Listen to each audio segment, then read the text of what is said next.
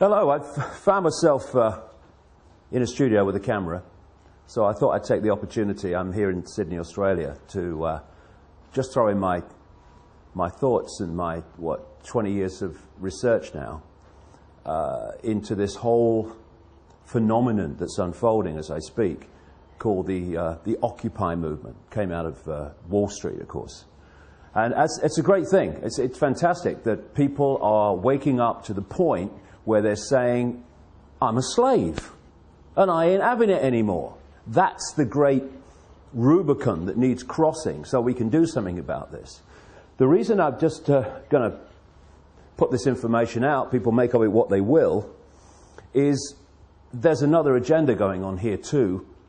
And if the genuine response to this grotesque enslavement of humanity in terms of finance and in terms of so many other things is going to be challenged effectively, then people need to get streetwise to what this other agenda is.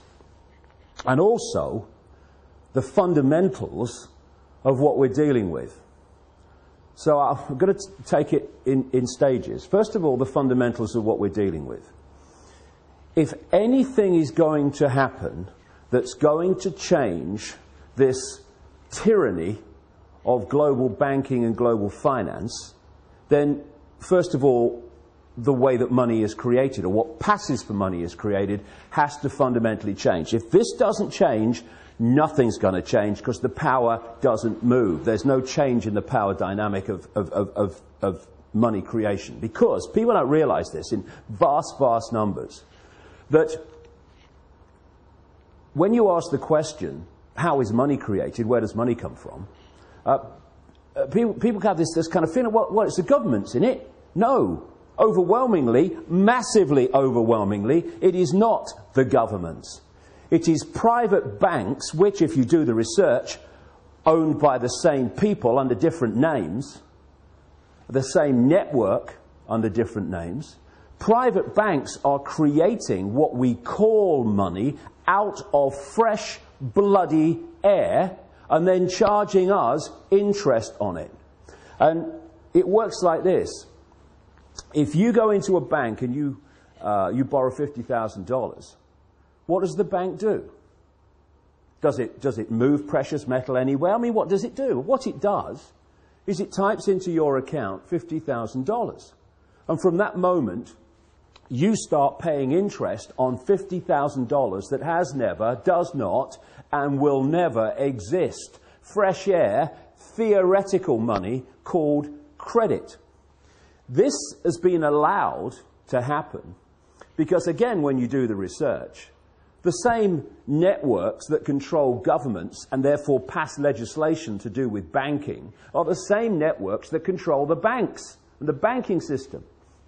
Therefore, laws have been passed called fractional reserve lending that allow banks to lend at least, and my goodness, it's at least, 10 times what they have on deposit. So when you put $1 in a bank, that bank can now lend 9/10 that it does not have. Fresh air, figures on a screen. Not only that, you borrow $50,000 from a bank. What does it do? It types into your account $50,000. Okay, now you're paying interest on it. But you take $10,000 and you say, I'm going to buy that car. And you give $10,000 to the guy who owns the car to buy the car off him. Now the guy who's received your $10,000 that was created out of nothing in the original $50,000 now goes and deposits the 10 grand in his own bank. Now that bank can lend 10 times the 10 grand that was created out of nothing in the first place. This is what's going on. And then if you follow one loan, $50,000 or whatever, you follow that through the banking system, and that one loan allows the banking system as a whole to create phenomenal amounts of non-existent money we call credit from that original non-existent credit loan. This is how the banking system, ladies and gentlemen, have taken the world over. Why wouldn't it when they can do that? And there's another little scam here. All written in, on purpose, cold, calculated. When you go into a bank and you borrow $50,000, the bank creates, even in this theoretical, ludicrous way, $50,000. But you're not paying back $50,000. You're paying back $50,000 plus interest. The interest is never created, even as credit, which means a simple fact. At any point in time, coldly calculated, designed to be, there is never anything like enough units of exchange, money, in circulation to pay back all the principal on the debt and all the interest on the outstanding debt. Therefore, people losing their homes, losing their businesses, losing goodness knows what else that they've worked for, is built into the system. Now, when you have a boom and there's an expansion of this non-existent, ludicrous money called credit, then Peter Pays Paul hides to a large extent the fact that we're in this situation where the outstanding debt cannot be paid back or even nearly paid back plus interest because there isn't the units exchange to do it. But when you go into a recession or a depression and there is a contraction of those ludicrous units of exchange in circulation, then it becomes blatantly obvious that there's not enough units of exchange to pay back all the interest on the debt and all the principal, and that's why you get this explosion, which we've got now, of people losing their homes, losing their businesses, losing their land, their farms, etc. And all these tent cities that are appearing around the world. And so we have a system where the private banks, in the end controlled by the same network, not least around the house of Rothschild and others, the Rockefellers too, in America, have been given this level of power to create money and dictate completely, beyond governments, global finance. And that's why they're able to create booms and busts at will. That's why when they want to create a bust and a depression, which they have now, what do? They refuse to issue the same amounts of ludicrous credit units of exchange. And what do we call it? Oh, the banks have got a credit crunch. A credit crunch, what's that? It's suppressing the amount of money in circulation, so by definition creating this situation we're in. The whole money system has been designed from its creation to be a system of human enslavement and human control and human suppression. So first of all, any occupying protests around the world on the agenda has to be the end of private banks being able to create money out of fresh air on a computer screen and charge interest on it. Now here's a question. Why are governments, they're the government after all, don't they make the laws? I heard somewhere they did. Why are they not creating their own currency interest-free and circulating it interest-free? Therefore, it does the job it's supposed to do, which is to be a unit of exchange to overcome the limitations of barter. Why? I've said it already. Because the same networks that control the banks control the governments. And so the governments do not pass legislation saying, well, what are we borrowing fresh air money from the banks for, plus interest, and making the people have to pay in taxation all that stuff back? All we've got to do is create our own money interest-free, because you see, at the moment, the very unit of exchange which allows economic activity to happen is created at the very start as a debt by people borrowing money from banks called credit. It's a debt from the start, the very unit of exchange in the world. It's crazy. It's insane. Number two, that has got to go. No more governments, and we need to redefine what we see as government too. No government borrows money at interest from private banks. Ludicrous. Then there's another thing. Like I say, whether we have a boom or a bust is decided by this very banking system. because they have what they call an economic cycle. It's total corruption and total manipulation. First of all, they put lots of units of exchange out, credit. Oh, you know, you earn 2 and 6 a week? Okay, have this £500,000 house. Yes, here's the money, take it. And they put lots of units of exchange in circulation. And there's a boom, manufactured, and when people are in a boom and they get confident about their jobs, they go into more debt, bigger house, a bigger car, all the rest of it. And then what they do at an optimum point, this is what they did in 2008, is they take or create an excuse to take money out of circulation. Now the economic activity generated by that amount of money in circulation is no longer possible. And we move over here, fishing line coming in now, to a depression or a slump. People do not lose their homes overwhelmingly because they don't want to work anymore. They lose their homes because there's not enough economic activity to generate the income to pay the mortgage. Companies don't go bust because they think it would be a bit of fun. They go through a bust because there's not enough demand for their products at a time of a downturn when the money in circulation is being reduced. And what happens? The banks that have created this problem in the first place, they take the homes, they take the businesses, they take the land, they take the real wealth for having not been paid back money that has not, does not, and will never exist. This is the power that the governments, controlled by the same network, have given to the banks to control planet Earth. Anything that comes out of these Occupy protests that does not include demands, not taking no for an answer, this has got to go, it's going to change nothing. And there's another couple of things, maybe a few more, that I'd like to get across to those that are brilliantly protesting around the world. Because there's nothing more manipulatable than genuineness that isn't streetwise. And what we need to do, if we're going to really bring an end to this outrageous, inhuman nonsense, is we have to get streetwise pretty damn quick. Because there are people, vultures, flying around, flitting around these protests, not least in Wall Street, trying to direct it in a certain direction that will make the world more enslaved and more unjust than it is now. There's certain coordinates. 3 will do in this presentation, if you like.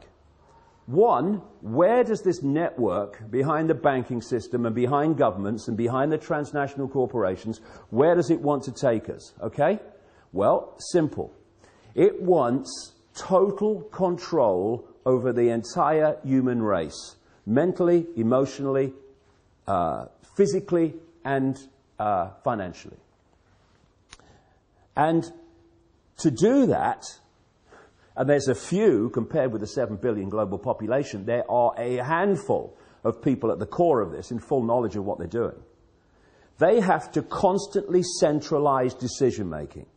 Because the more you centralize decision-making, the more power the few have over even greater numbers of people. The other thing that goes on is the more you centralize power, the more power you have centrally to centralize even quicker. So the process of centralization of power, it's been given a word now for a long time called globalization. This can move quicker and quicker and quicker through this process of centralized power, more power to centralize even quicker. What they want to create, I've been writing about this now for nearly 20 years, is they want a world government that would dictate all laws, apart from a few local things. All the major laws will be dictated by this world government, just as the European Union dictatorship now dictates something like 75% of the laws that are passed in Britain. They want a world government then that would dictate to everybody on the planet. They want a world central bank that would dictate all global finance to every what is now countries, though they want to break them up into regions. They want a world army to impose the will of the world government on anyone that doesn't want to accept it. That's what NATO is now. You know, when they're justifying bombing whole cities of civilians on the pretext of protecting civilians, and they say the world community has decided, and we have G8, and the international, that's code for world government. And when they then say, we're going to bring NATO in because the world community has decided, no, actually, America, Britain, France, and one or two others have bloody decided, and Israel. They are talking about NATO as a world army. The idea of this structure, where they want to take us, is to have a world government that says, these people, or this group, or this, what is now a country, is not accepting our diktats, send the boys in. And that's what we've seen in Libya. That's what they're trying to bring in Syria. That's what we're seeing increasingly around the world. The international community has decided, send the boys in. NATO, de facto world army. International community, G8, de facto world government. We're seeing it being moved into place. They want a world single electronic currency that would replace all other currencies. No more cash. So now you go into a shop or something, you hand over electronic money, a credit card. The computer says, no, won't accept your card. You least now, still, although it's going out of circulation at an extraordinary rate, you can still say, okay, I'll pay cash. What about when there's no cash and that computer says no to your credit card or your microchip as it's designed to be eventually? That's deciding if you purchase or not. It's all about control. And so they want this world currency, and that's what we're seeing in Europe now. People say, oh, the euro's not working. Look. No, it's not. And you know why? Because it's not supposed to work. It's just a stepping stone. You had all those currencies in Europe, in Italy, in France, all these different currencies. They wanted on the process of getting to this world currency to get rid of them. So they replaced them all, nearly all of them anyway, with the euro. Now all those currencies, in one fell swoop, gone. Now we're down to one in Europe, in most countries, the euro. So now what do? They want to make the euro not work as the next stage of getting more and more into this, towards this one world currency. So, another thing to mark the card for anyone involved in these Occupy protests, if any suggestion comes along that we should go to some form of world government, or and they're even talking about it now, to a world central bank and all this stuff, no, no, no. Listen, it's centralization of power in this world that has got us into this mess. If you have diversity of decision-making, there's so many points of decision-making, no cabal at the centre can dictate that or manipulate that on anything like the scale that it can when you have centralization of power. So we've got the European Union, we've got which is a fascist dictatorship or communist dictatorship, whichever we want to call it. We've got this single currency and all the rest of it, all this economic disaster in Europe, all manipulated on purpose, as it is in America and elsewhere. And I'm seeing people say, well, the answer to all the problems caused by this constant centralization of power, we need more centralization of power. Let's go to a world level now. And yet, as I've shown in my books for 20 years, this is exactly what the plan has been all along. And if we're not very, very careful, many of the Occupy protesters are going to be manipulated, unless they get streetwise about the game and how it's played. They are going to get manipulated into accepting, even demanding, a solution to a problem that is going to make the problem even worse and the enslavement of humanity even more extreme.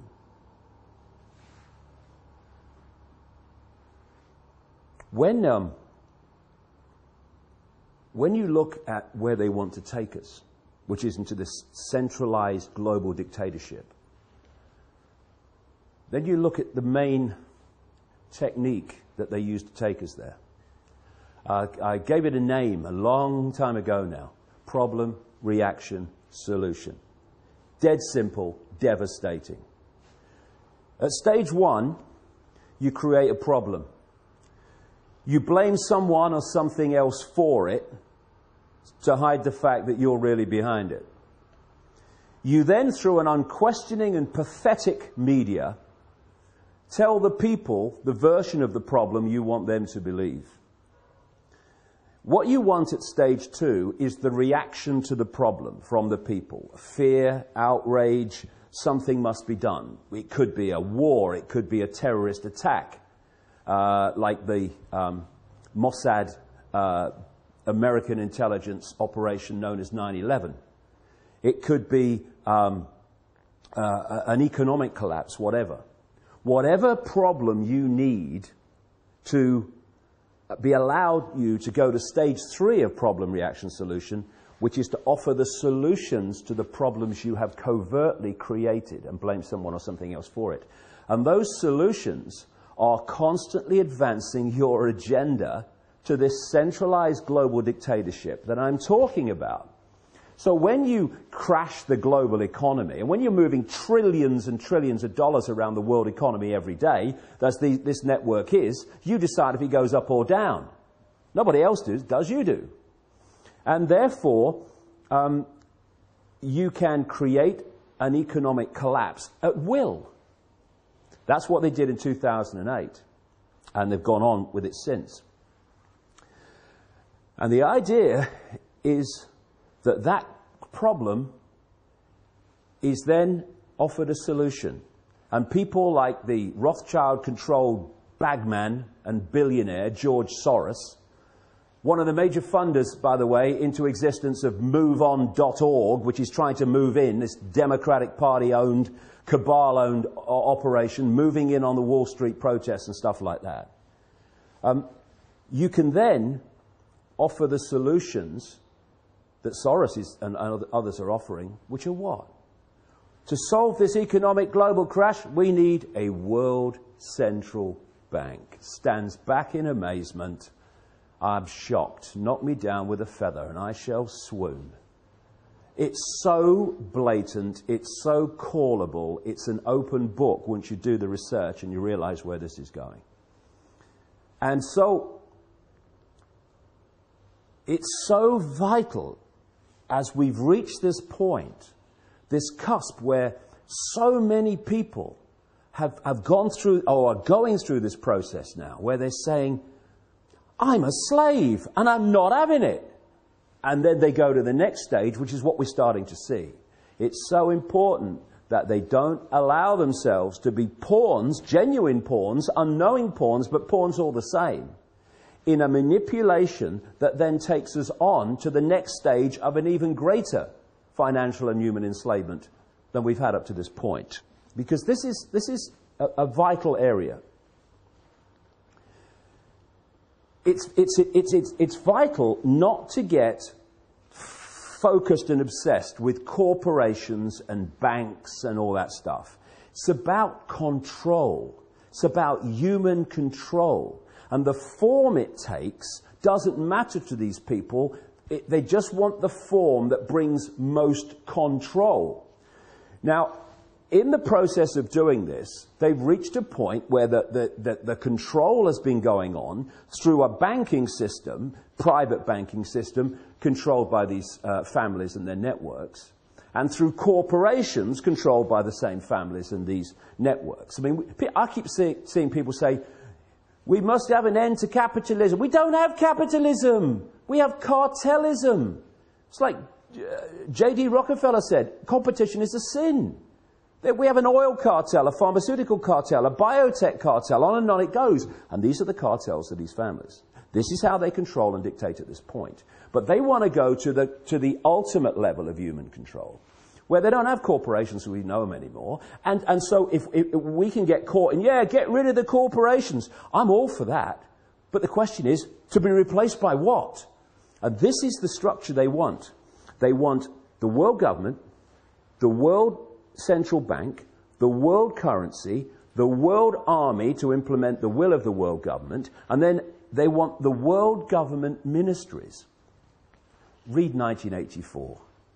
George Orwell, real name Eric Blair, wasn't coming from his imagination. He had access to the projected agenda through the Fabian Society. Exactly the same Fabian Society that Aldous Huxley was a member of, and thus had the inside knowledge to write a prophetic novel called Brave New World. They were coming from knowledge of what the projection was.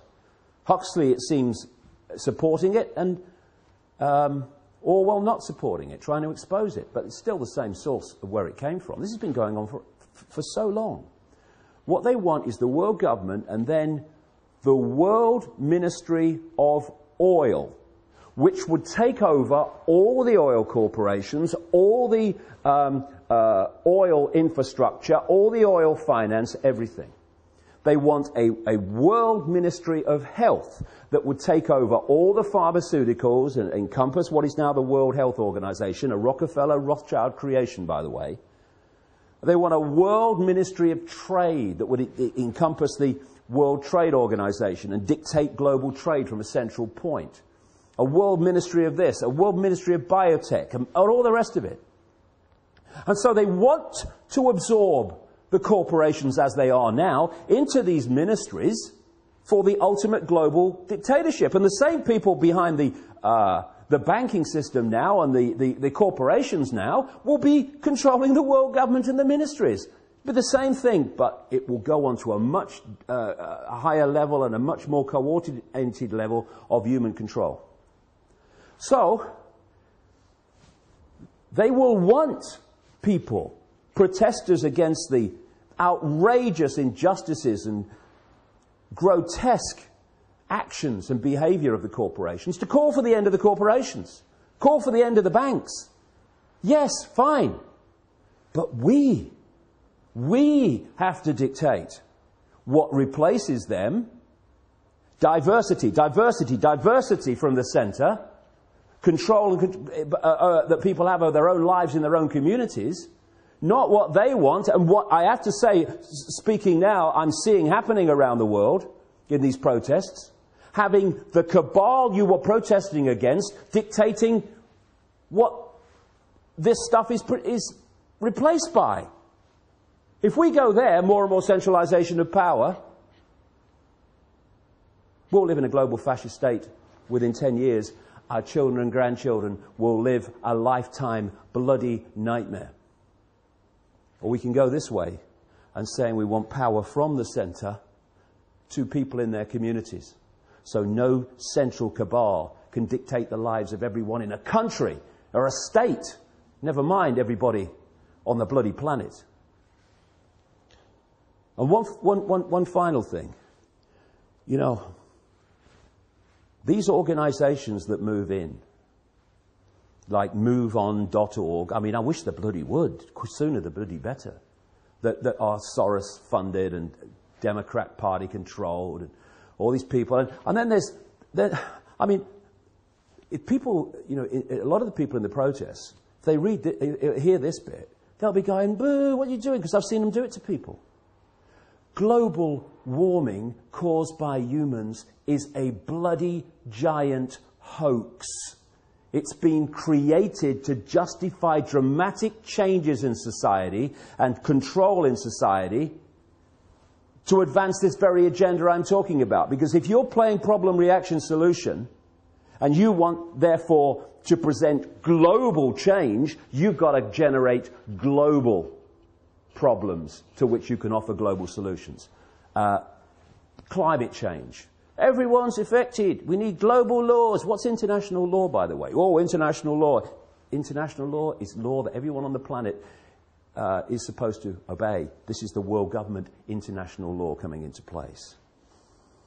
Anyone does a modicum of basic scientific research, they will see that human-caused climate change, notice it's climate change since temperatures started falling. When they go up again in the sun cycle, it will be global warming again. But do a modicum of research, and you find that the whole idea was a scam. Anything that Al Gore's involved is a scam by definition. He knows nothing else. And yet, we're having these organizations like, was it 350.org? and these others. Oh, yes, we must have climate change legislation. Yes, come on, build me prison a bit more. Give me some carbon tax. Let's have it. High five. Because that's the way we've got to solve the problem.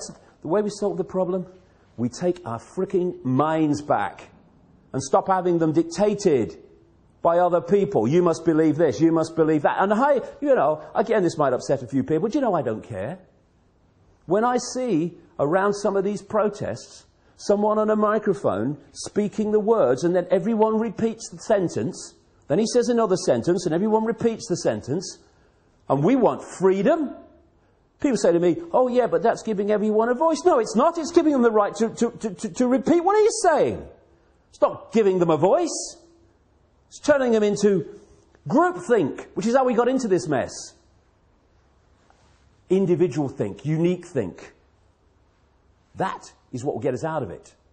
Breaking out of these patterns of collective response and behaviour. So, I'm not interested in 350.org. Take your bloody nonsense about climate bloody change and go somewhere else. We're trying to bring about real change here, not selling another aspect of a global agenda. And move on .org and everyone like you go and do your bloody work somewhere else. Take your Soros money somewhere else. This is going to be a revolution that's going to make a difference. It's going to be a revolution of people, not organisations, not cooperating with their own enslavement, individually, and yes, together, collectively. This is a great opportunity to make a difference. But we need to get streetwise, and we need to get these parasites of the genuine energy of the people who've concluded, I'm a slave and I'm not having it, out of this whole deal. Because if we don't, they'll take it over and they'll do what every other one has done when it seems like some change is taking place. Look at Obama. Change, I stand for change. No, you don't. You stand for business as usual and then some, as we've seen. It's just a word. Real change happens in changing real lives, not in spouting the fricking syllables. Change. Or change. One syllable, two syllable, one syllable. It doesn't bloody matter, does it? Because when Obama says it, it could be 50 bloody syllables. Nothing's going to change for the better. Because he ain't there to do that. So we have to do it. Come on. Let's go.